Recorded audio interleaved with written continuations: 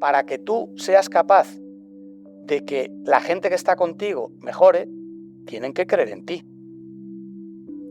Cofundó la mayor consultora de España, llegando a ser 24.000 empleados. Benito Vázquez entiende mejor que nadie la importancia de las personas en una organización. Hablamos de actitud, valores, liderazgo y cómo elegir a la gente que marca la diferencia. Pero también con Benito hablamos de futuro, porque para mí es uno de los ejecutivos senior que mejor entiende las tecnologías exponenciales. No porque hable mucho de ellas, sino porque las estudia en profundidad. Bienvenido a Talent Pills. ¿Comenzamos?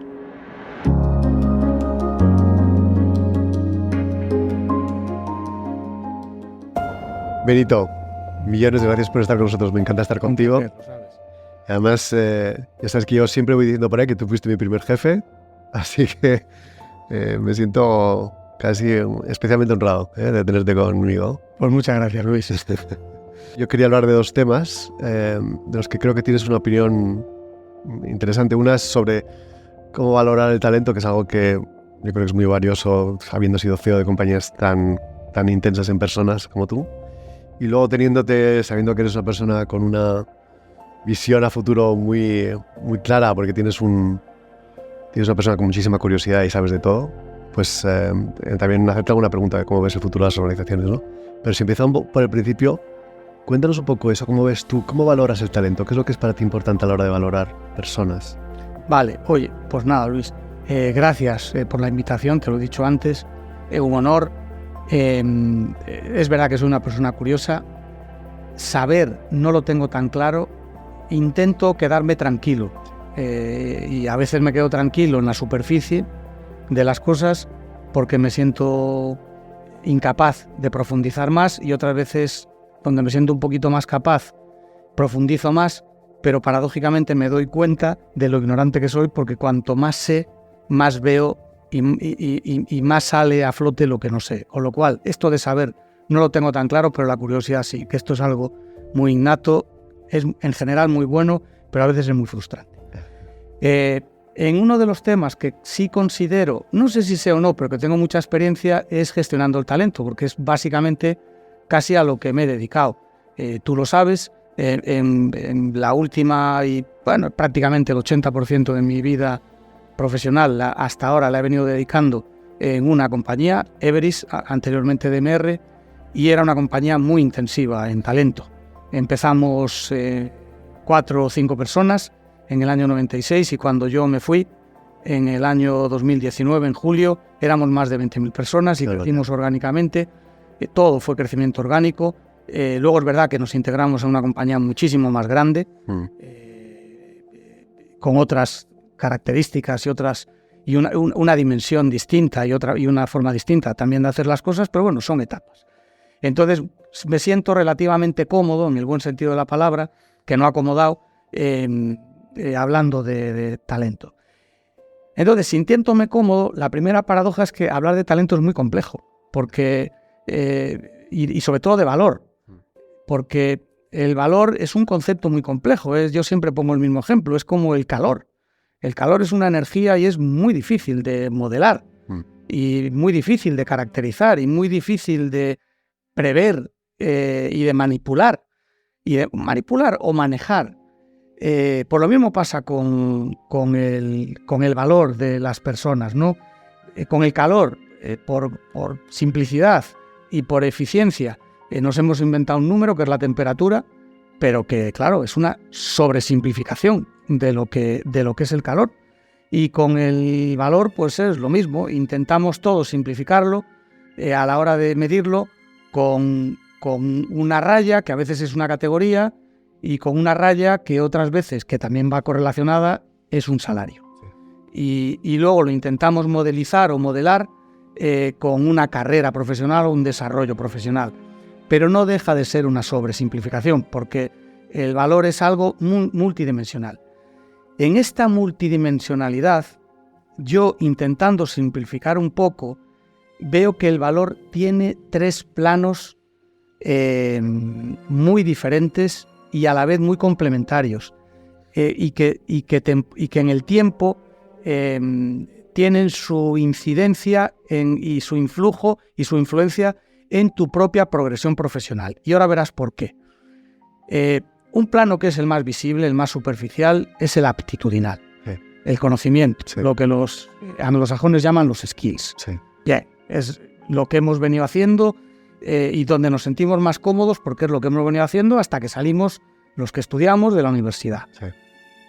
Bueno, bien, está fenomenal y nos vamos automoldeando la cabeza en aquello que nos sentimos con mayor inquietud y aquello que hemos decidido estudiar. Bien. Otro plano que es un poco más profundo y más complejo es el de la actitud con C y la mentalidad, que yo creo que tiene más recorrido también en el tiempo.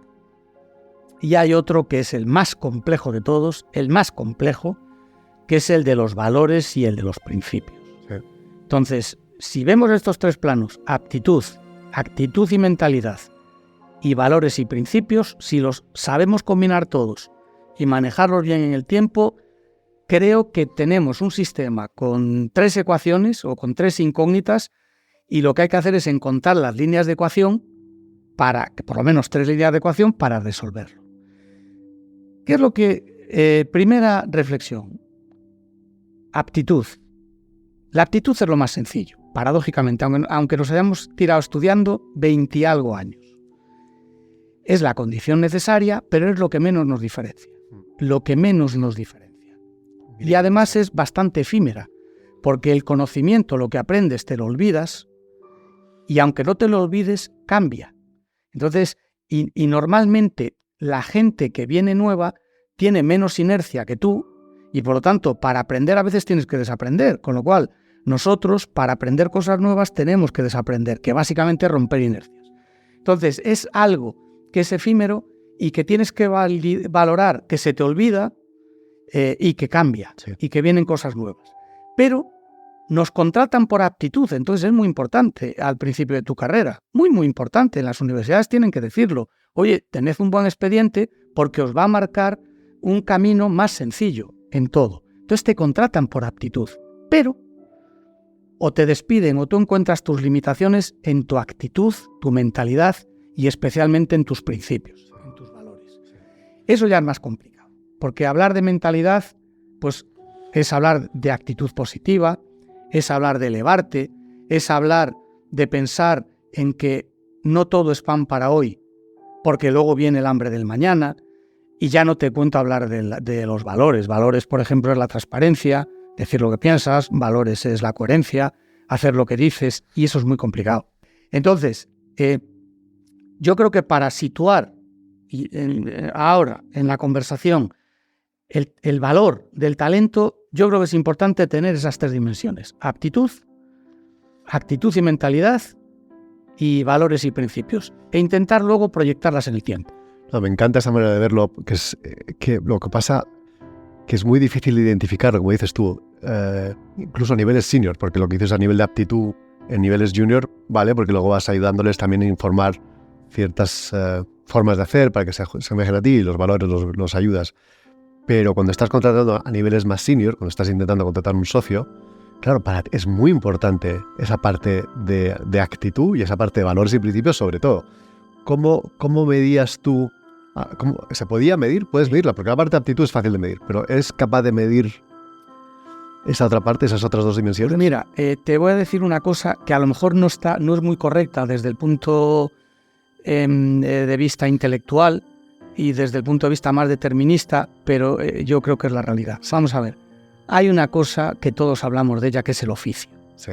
Cuando tú tratas con personas y vas acumulando experiencia, tú con una mirada, con un gesto, con una respuesta, te vas dando cuenta, y como decía mi padre, y me imagino que tu padre, cuando tú eras adolescente o niño, te decía: Luis, jovenito, ¿esto me lo dices o me lo cuentas? Y digo, coño, qué listo es mi padre que me ha pillado. Lo que tenía era experiencia. Entonces, eso se puede ver. Y en una entrevista se puede ver. ¿Cómo? Vamos, yo te pongo un ejemplo interno. Ya no tanto en una entrevista como internamente. En algo que en mi oficio era muy crítico. Esto tú lo sabes porque has sido consultor y en cierto modo sigue siendo consultor.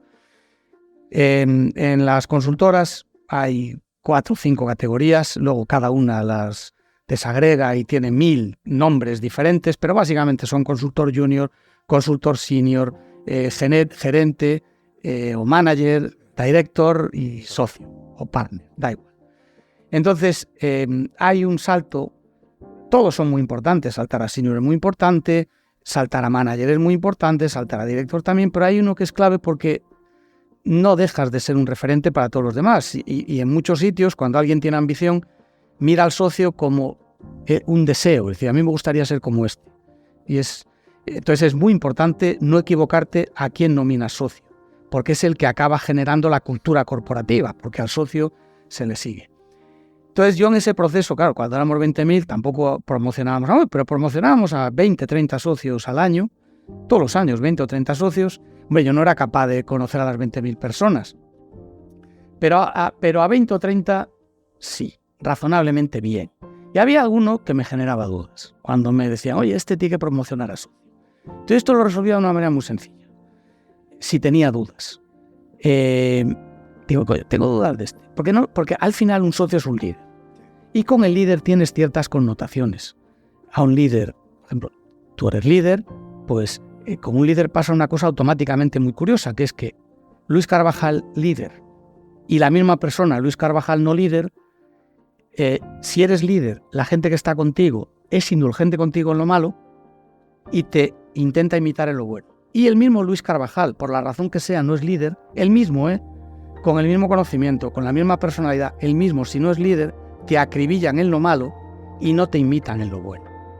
Entonces yo tengo dudas de esto. Entonces me iba al proyecto donde esta persona estaba, me sentaba con gente al azar de su equipo, uno a uno, es para sacar una muestra razonablemente, con una muestra estadísticamente significativa. Y entonces con cada uno me sentaba, empezaba a hablarles del proyecto y cuando les veía un poco despistados le preguntaba sobre la persona. Decía, oye, yo antes sabía, esta persona, digo, Luis, pues Luis es bueno en esto y lo conoce todo el mundo, y es malo en esto y lo conoce todo el mundo. Entonces yo decía, oye, ¿y qué tal con Luis? Porque Luis es un poco desordenado, es un poco desorganizado, ¿no? Y a veces un poco desastre, ¿no? Entonces, decía, no, bueno, vamos a ver, puede que sí, pero hombre, él tiene su forma de organizarse y él encuentra las cosas, y no te creas que es tan desorganizado, porque tal. Coño. Entonces, no, joder, si es desorganizado, me cago en la mal. Mira, el otro día tal, digo, coño, este no es líder. Otro ejemplo. Oye, tú, porque a un líder, tú como un líder, si alguien es líder, intentas darle alegrías. ¿Por qué? Porque en el líder buscas el reconocimiento. Entonces, cuando tú, imagínate, estás en la universidad, sacas una nota muy buena, ¿a quién llamas primero? A tus padres. Porque quieres darle una buena noticia, porque son tus líderes morales, son tus autoridades morales en ese momento y probablemente siempre, e intentas que ellos te digan, muy bien Luis, estamos orgullosos de ti, buscas el reconocimiento y además darles una alegría. Entonces yo les preguntaba, digo, oye, cuando habéis hecho, me enteraba antes, en este hito, ¿a quién ha sido el primero que habéis llamado? Como no me dijeran a esta persona, digo, malo. Malo porque tú buscas en el líder el reconocimiento y si este tiene que ser socio, es en el primero en el que lo buscas. Y si me dicen otro, digo, coño, pues este igual es el que debe ser socio. Este es un segundo ejemplo claro. Otro muy claro. Tú, claro, el liderazgo intelectual, o sea, cuando tú tienes un problema, llamas al que más sabe, pero no necesariamente es tu líder. Entonces yo les decía, oye, tú cuando has tenido este problema, ¿al que has llamado? ¿A quién has llamado? Si no me habían dicho que a este le habían llamado ante una buena noticia y sí ante una dificultad técnica, digo, hombre, no lleva mal camino porque es un líder intelectual, pero todavía no puede ser socio. Porque si trabajando con esta gente estrechamente no le quieren dar una buena noticia y también por preguntas no es a alguien al que admire por gestos, pues digo, no está. Entonces eso se nota y en las organizaciones pasa igual. De hecho, en muchos proyectos tú seguro que lo verás. Cuando ya empieza a haber cierta gente, tú ves que la gente habla, la gente respira, la gente reacciona, la gente organiza como el gestor, como el líder del proyecto, porque lo intentan imitar. Y esas cosas se notan, Luis, se notan. En mi mundo, cuando intentamos evaluar a personas o a líderes, miramos de tan buena manera esas tres, ¿no? La más fácil es la parte de aptitudes, porque además hay mucho escrito sobre conocimientos, competencias, etc. La parte de actitud lo intentamos medir con una cosa que llamamos potencial, que está alrededor de cómo reaccionas ante ciertas situaciones y cómo te enfrentas ante ciertos problemas, que es la difíciles valores, que lo miramos a través de referencias y es la única manera que sabemos por ahora, la de los valores. Eso está muy pegado a tu ADN, ¿no? A tu ADN casi espiritual, te diría. ¿Cómo crees que es más determinista? Yo lo veo un poco... Se puede trabajar, pero es difícil. ¿Tú cómo lo ves? Yo lo veo que tienes que fiarte de tu intuición. O sea, por eso... Pero a la hora de aprender, ¿no? Ponte como una persona que quiere desarrollar y quiere crecer más allá de las aptitudes y quiere crecer en actitudes y en valores. ¿Eso se puede aprender, se puede desarrollar? Sí, vamos a ver, yo creo que como todo en la vida, nosotros somos seres humanos y en el fondo nos comportamos de una manera... el comportamiento, otra cosa es el proceso mental. Los procesos mentales que tenemos son muy complejos, son más complejos que la inteligencia artificial, mucho más complejos. Esto que hablan ahora de la Gen AI, desde el punto de vista algorítmico, es infinitamente más simple. Sí. Porque nosotros odiamos, nosotros mentimos, nosotros queremos, nosotros amamos, somos egoístas, avariciosos. El algoritmo que hay detrás de la avaricia... Es probabilístico. No somos capaces de... Imagínate cómo es el proceso mental interno. Ahora, el comportamiento, lo que es el output, es muy simple y funcionamos como los burros, con estímulos. Entonces, hay uno que cuando tú te das cuenta... Yo siempre lo he dicho y a la gente, con yo hago pensar a la gente, digo, vamos a ver, ¿tú quieres tener desarrollo profesional? ¿Tú tienes ambición? Pues si tienes ambición, pues tú querrás cada día ganar más dinero y hacer cosas más interesantes. Pues yo te propongo que hagas un ejercicio muy simple. Si tú quieres ganar más dinero y la compañía es justa, yo te voy a retribuir más porque vales más. Y yo mido el valor, puedo estar equivocado en la medida. O sea, mi mercurio, que es lo que mide el calor, y pone un número, a lo mejor el mercurio no está edulcorado y se dilata más de lo que debía porque la combinación no es buena, o a lo mejor tú puedes tener fiebre y el mercurio mide bien, pero en general voy a acertar. Entonces, tú quieres incrementar tu valor, y si yo soy justo te lo voy a reconocer simétricamente, digo, pues piensa un poco. Digo, ¿tú por qué incrementas tu valor? Hay dos vías. O bien porque lo que haces lo haces mejor, o bien porque haces más de una cosa a la vez. Si yo hago dos cosas a la vez, valgo el doble. Si cada cosa vale lo mismo. Y yo, si simplificando mucho, tardo la mitad en hacer lo que hacía, valgo el doble. Si soy capaz de hacer el doble en la mitad de tiempo cada cosa, valgo por 4. Ya. No es multiplicar por 4. Digo, ahora, piensa qué recorrido tiene eso. Eso tiene una asíntota clarísima, porque yo no sé tú, pero hacer más de una cosa a la vez me cuesta. Y perfeccionarme me cuesta, porque soy bastante chapucillas. Entonces, solamente tengo una manera de incrementar mi valor, y es, además de intentar hacer mucho y bien, hacer que otros hagan. Y claro, si tengo un equipo de 10, y consigo que cada uno de esos 10 mejore un 10%, yo valgo el doble. Y si tengo un equipo de 10 y cada uno de ellos tiene a su vez un equipo de 10 y entre los dos conseguimos que cada uno valga el 10% más, yo valgo 10 veces más. Este es un camino mucho más sencillo, entre comillas, de entender. Ahora, es mucho más jodido, porque claro, para que tú seas capaz de que la gente que está contigo mejore, tienen que creer en ti. Y para creer en ti, lo primero, que es condición necesaria, tú tienes que ser un líder intelectual. O sea, tienen que ver que tú sabes y que no les pides tonterías. Ahora, una vez que vean que tú eres un líder intelectual, eso es efímero, como he dicho antes. Lo que van a ver es si eres confiable. Y si tú eres además una autoridad moral. Entonces, lo primero que tienes que hacer es ser intelectual moral, líder intelectual.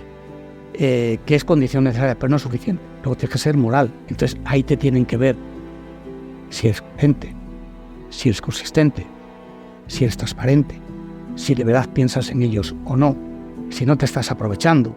Entonces yo creo que ese es el ejercicio que uno tiene que ver. Hasta que no te caes del guindo y no te das cuenta que si tú quieres tener una buena trayectoria profesional, tu futuro depende más de los demás que de ti, pues tienes un problema.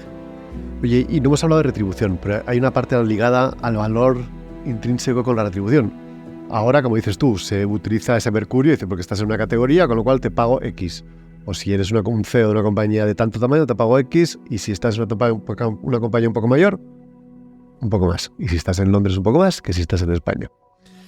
Pero tú tienes una visión un poco distinta de la retribución. Vamos a ver, la retribución es al valor lo que la temperatura al calor. Sí. Lo que pasa es que es un poco más complejo que esta correlación tan simple, porque la retribución es una función en el tiempo. Si tú la ves como una foto y no como una película, te estás equivocando. Totalmente. Tienes que verlo como una película. Entonces, la retribución tienes que verla como una medida de tu valor.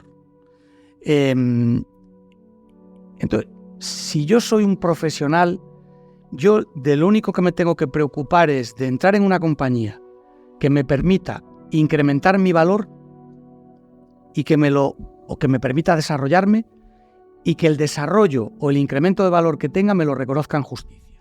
Si yo tienes que intentar, tú no te tienes que preocupar de tu salario, porque creo que eso es poner el carro delante de los bueyes. Creo que hay que preocuparse de estar en una compañía que te conozca y te dé la oportunidad real, en base a tu personalidad y a tus inquietudes, de desarrollarte, y que luego sea justa midiendo tu desarrollo. Si una de las dos cosas o las dos no se cumplen, lo mejor que puedes hacer es irte y buscar otra. Tú has liderado una startup, bueno, tú y Fernando Francés habéis liderado una de las startups de más éxito, ¿no? Con un crecimiento brutal, como has dicho tú, de 5 personas a 20.000 en unos pocos años. ¿Cómo fue vuestro proceso de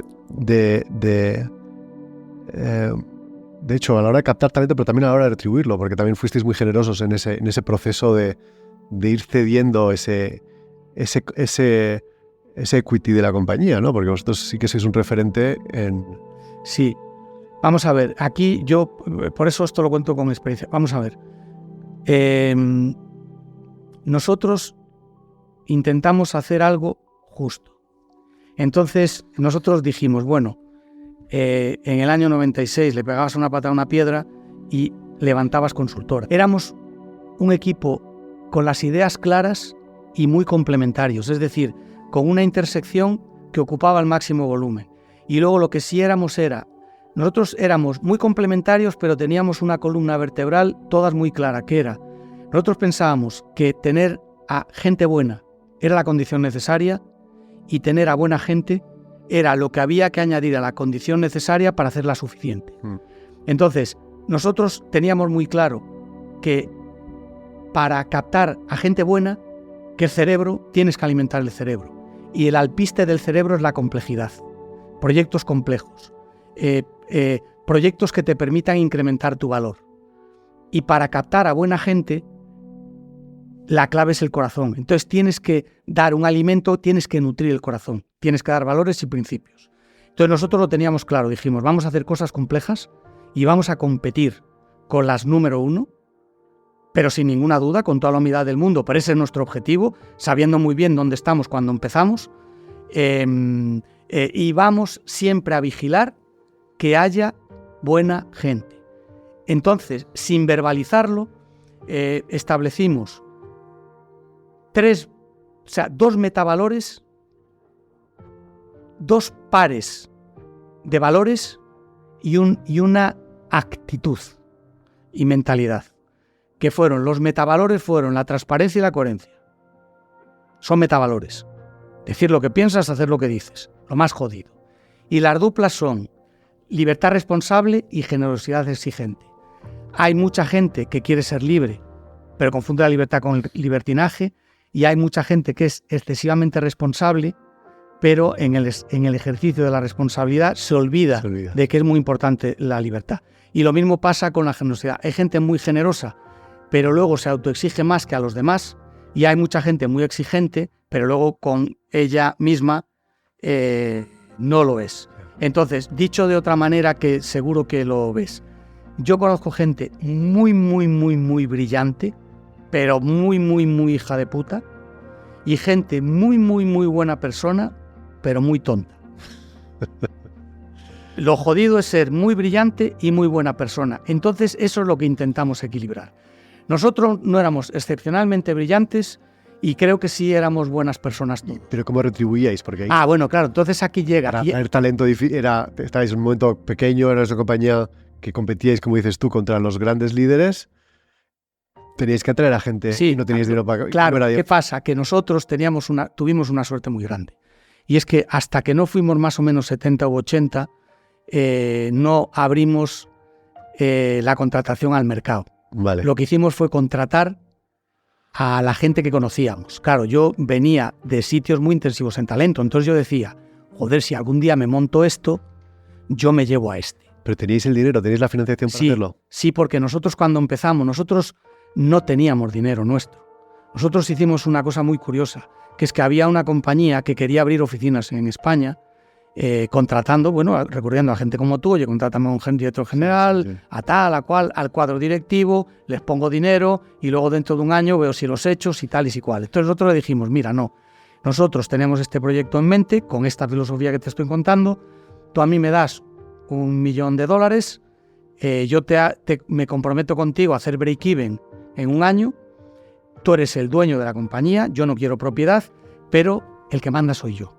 Este es el esquema de salarios, estas son las carreras profesionales y esta es la tipología de proyectos y cómo los hago. ¿Un plan de negocio? Un plan de negocio. Hicimos un business plan sin ser los dueños, sí, porque nos la pelaban en aquel momento, y luego acabamos siendo los dueños, porque lo que hicimos fue un buyout, de la compañía, pero cuando arrancamos no. Entonces sí teníamos no era fácil, pero lo hicimos, y hicimos todo. Y entonces, ¿qué pasa? Que contratamos a gente mejor que nosotros. Yo, a los que me traje, fue una cosa muy curiosa, porque yo nunca me he reconocido un mérito, en nada.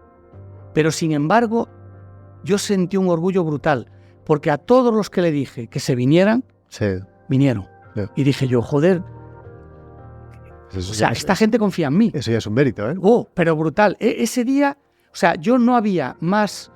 ¿Y les pagabas lo mismo o le pagabas un poquito menos? ¿O cómo? Más o menos lo que ganaban en donde estaban. Vale. Más o menos. Lo único que, claro, aquí les dabas un proyecto. Y claro, nosotros sabíamos, porque claro, esto es un negocio. Yo digo, coño, este es el número 1, pero es autista. Entonces yo no quiero un autista, por muy brillante que sea. Entonces, cada uno trajimos en nuestra tribu a la gente que era mejor que nosotros, desde todos los puntos de vista, y que encajaba en nuestra filosofía. Entonces, lo que logramos hacer fue un equipo de 100 personas inicialmente imbatible, porque éramos muy complementarios, pero con una columna vertebral brutal. Y ahí sacamos el primer anuncio. El primer anuncio fue, yo creo que el mejor anuncio que hicimos en nuestra vida. La idea la tuvo uno que contratamos de Barcelona, Enric Puig. Y el primer claim fue, el guepardo necesita la sabana. ¿Sabe? O sea... Si tú eres un guepardo, necesitas espacio. Entonces, vente a DMR, que nos llamábamos DMR. Y era, cuando luego lo explicábamos y tal, era un anuncio con un guepardo, tal, era brutal. Entonces, claro, nosotros teníamos una filosofía en la que dijimos, hay que captar a gente buena y buena gente. La gente buena quiere dinero y complejidad, la buena gente quiere un entorno de principios y valores. Sí. Pero nosotros ligamos también la carrera profesional a tener principios y valores, que esa fue la mayor innovación.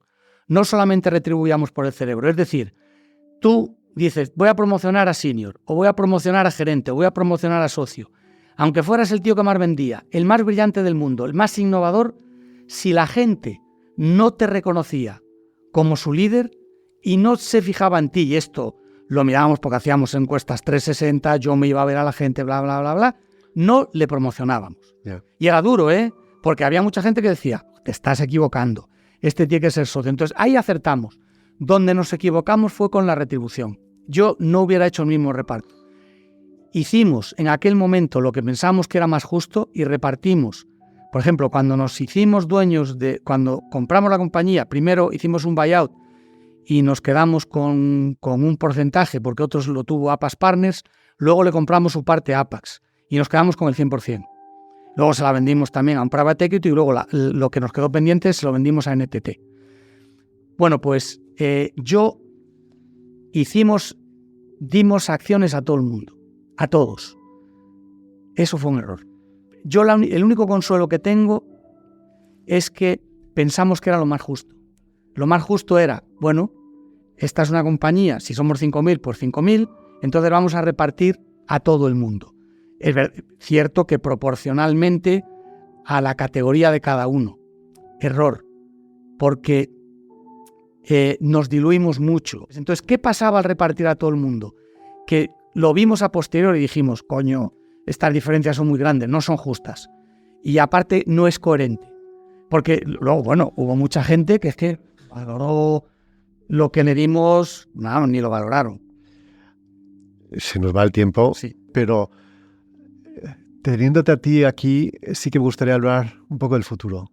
De cuáles ves que son los retos futuros de las organizaciones, por todo lo que viene, todas las tecnologías exponenciales que está viniendo. No me quiero meter en muchos líos ligados a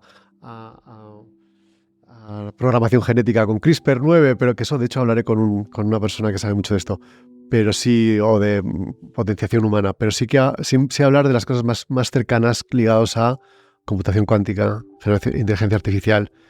Eso tiene unas implicaciones brutales desde una perspectiva del liderazgo, desde una perspectiva organizativa. Tu visión. Vamos a ver, mi visión, hay dos partes. Una parte es la esencia de las tecnologías que vienen y otra parte es, digamos, el uso que hagamos de ellas. Entonces, en esencia, el mundo que viene es muy bueno. Esencialmente es muy bueno. Yo creo que todas las tecnologías, cuando hablamos de progreso, yo creo que el progreso no está en las políticas, porque de hecho las políticas lo que hacen es pervertir al ser humano y nos están pervirtiendo. Cuando te dicen una cosa, piensa justamente la contraria. Pero la tecnología esencialmente es para bien. O sea, va a hacer que vivamos más y mejor. O sea, esto ahora tan cacareado de que trabajemos menos y que tengamos más ocio y que nos dediquemos más a nuestra felicidad y a cultivar aquellas áreas que nos parecen mejores y que nos complementan más como humanos, yo creo que esto la tecnología lo va a permitir sin ningún problema. Podemos trabajar 4 horas y no todos los días y de sobra. Las carencias que tenemos de agua las venceremos con una tecnología exponencial.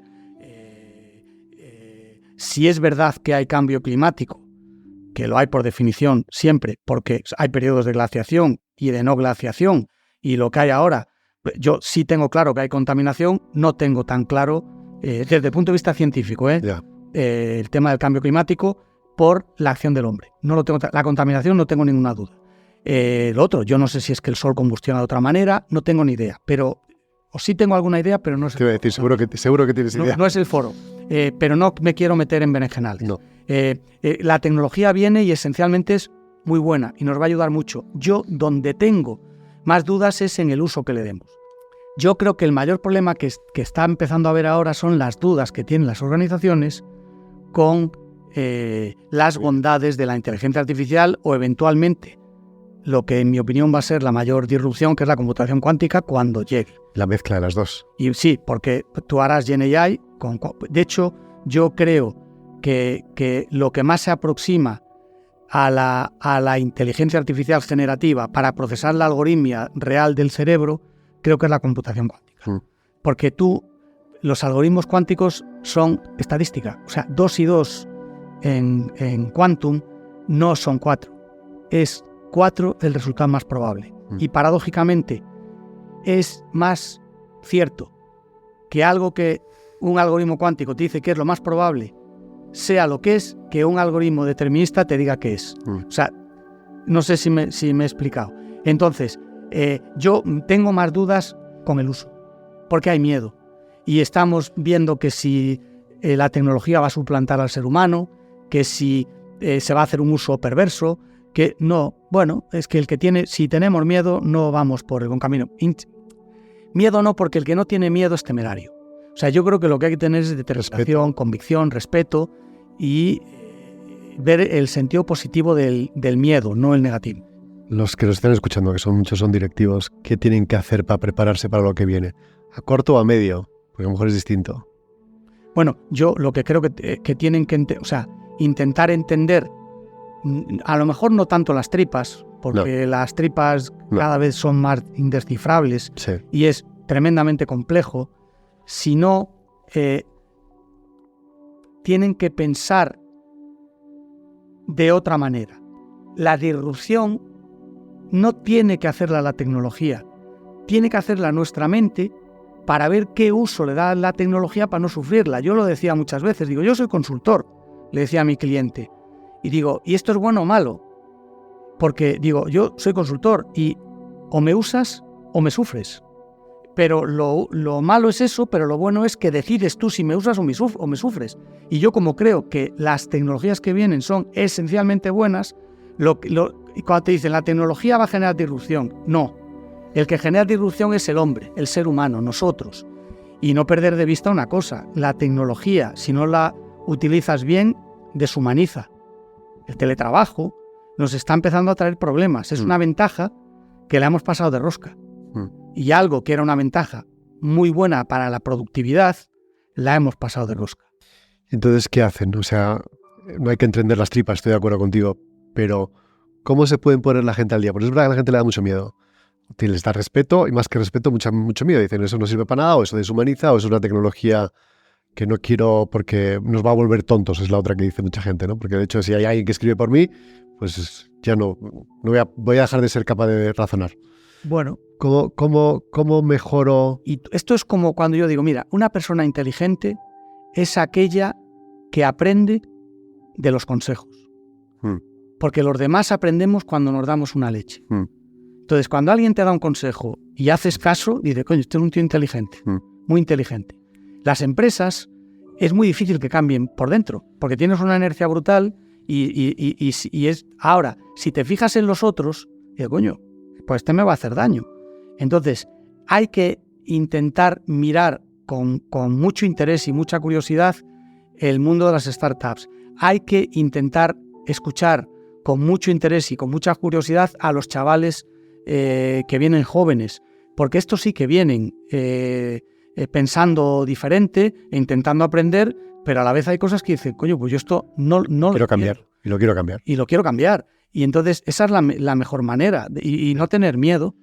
Una cosa que me dijo Caviedes que me gustó, que si quieres aprender de una tecnología concreta, inteligencia artificial es una clara, la mejor manera de hacerlo es invierte en una compañía, pero no dinero de la compañía, tu propio dinero. Invierte. Entonces él decía a los consejos, comités de dirección, es decir, montar un club de inversión e invertir en estas tecnologías, porque ahí te vas a obligar a conocer mejor. No, a conocer y a intentar ver el uso, porque al final sigue siendo un instrumento. O sea, yo creo que el hombre, ser humano, no hablo del hombre varón, el ser humano está en el centro y vamos a seguir estando en el centro. Para que una máquina odie, para que una máquina ame, para que una máquina perciba, queda mucho, ¿eh? Y tú fíjate, este movimiento tan sencillo de coger las gafas, de tirarlas, mirando para uno, mirarla para otro, piensa en cualquier robot que no te lo hace. Me quedo con eso porque además sé que sabes mucho. Crees que sabes menos, pero sabes mucho, sobre todo siempre relativo, con lo cual sabes mucho, interesas y estudias y trabajas mucho sobre el tema. O sea sí, sé más de lo que, por ejemplo, de la media, pero sé menos de lo que la gente que me queréis creéis que sé, e infinitamente menos de lo que me gustaría saber. Esta es la realidad. Eso dice mucho de ti. No, vamos a ver, quiero decir que no. Es que es verdad, pero eso pasa todo. Como tú has dicho al principio, cuanto más experto te haces en un tema, más sabes que menos sabes. Sí, porque sabes lo que te gustaría saber si de verdad lo quieres saber. Claro, cuando más profundizas, más te das cuenta de que, todo lo que tengo que profundizar, todo eso, hay cosas que digo, esto no soy capaz de entenderlo. Ya. No tengo base para entenderlo. Entonces, de alguna forma, lo axiomizas. Sí. Y de esto es un axioma, y ya está. Porque no es un dato, es un dato. Sí, es un dato, y hay gente que sí lo tiene y digo, me lo creo. Ya está. Coño, esto es lo bueno. Benito, gracias, me encanta verte y estar contigo.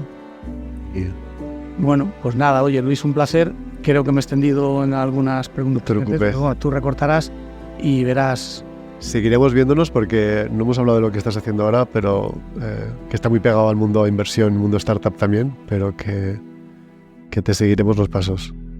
Pues encantado, y un placer y un lujo. Igual. Gracias. Gracias. Gracias, Luis.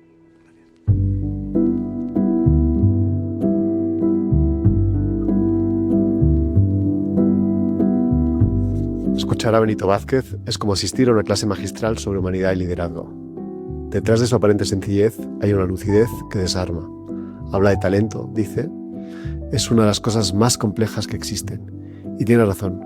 Muchas organizaciones intentan medirlo con fórmulas simples.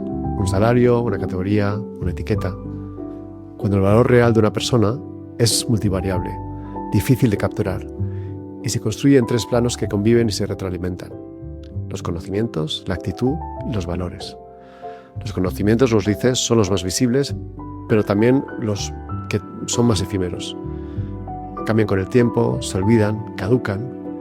La actitud, en cambio, tiene un recorrido más largo. Está relacionado con cómo nos enfrentamos a los retos, cómo nos adaptamos, cómo emocionamos a los que nos rodean y cómo tomamos decisiones. Pero los valores son otra liga. Exige coherencia, valentía, la capacidad de decir lo que piensas y hacer lo que dices. Es ahí, en esa línea invisible, donde se distingue al profesional brillante del verdadero líder. Benito nos invita a mirar al talento con una lente más humana, más compleja, más exigente. Nos recuerda que para que un equipo mejore, primero tiene que creer en su líder. Y esa confianza solo se gana siendo auténtico, siendo transparente, coherente y generoso. Porque los buenos líderes saben que su futuro depende más que de ellos mismos, de las personas que tienen cerca. También nos deja una idea sobre la retribución. No es una foto, es una película. No es una cifra aislada, sino el reflejo de una trayectoria. Lo importante no es cuánto ganas hoy, sino si estás en el lugar donde realmente puedes crecer y donde ese crecimiento se mide con justicia. Y cuando mira hacia adelante, Benito es optimista. La tecnología, la inteligencia artificial, la computación cuántica, todo lo que viene, traerá avances enormes. Pero el reto no está en dominar esas herramientas, está en algo más difícil, está en cambiar la forma de pensar, en escuchar a quienes ya están haciendo las cosas distintas y en aprender. Y en mantenernos sobre todo humanos, incluso en medio de toda esta disrupción. Si este episodio te hizo pensar, compártelo con alguien a quien creas que le puede ayudar. Y si quieres ver la conversación, además de escucharla, recuerda que tienes el episodio completo en YouTube y en Spotify en vídeo. Puedes seguirme en redes para más contenido y reflexiones como esta. Nos escuchamos y ahora también nos vemos en el próximo episodio de Talent Pills.